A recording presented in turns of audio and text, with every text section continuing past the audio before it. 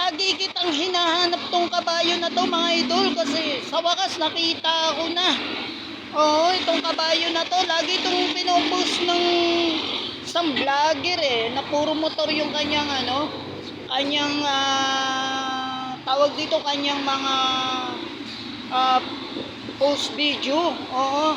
Idol na idol ko tong kabayo na to, idol. Oh, tingnan nyo naman paano kaganda.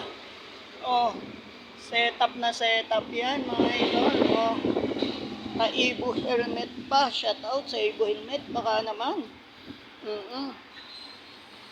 Kita na kami. Hintayin nga natin kung sino yung may-ari nito.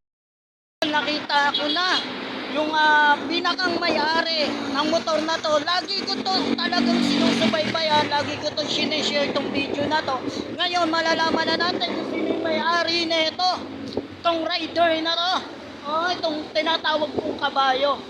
To, ipapakita ko na, i-reveal ko na. Ngayon na. Idol, anong masasabi mo sa iyong motor na yan? Ayan. So Guys, na kami. I-follow nyo guys si Lucas. No? Ayan. Legit yan mga idol, oh. Tingnan nyo, oh. Idol, anuhin mo nga. Palambing naman dyan, idol, oh. Paanda rin mo yung motor mo, idol, oh. Ayan. Oh. Naman dyan. Oh. Tawa ka sa idol. Oh. Legit yan. Oh. Oh.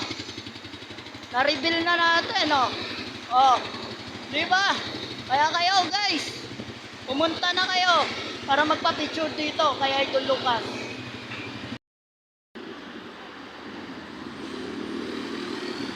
Si Idol.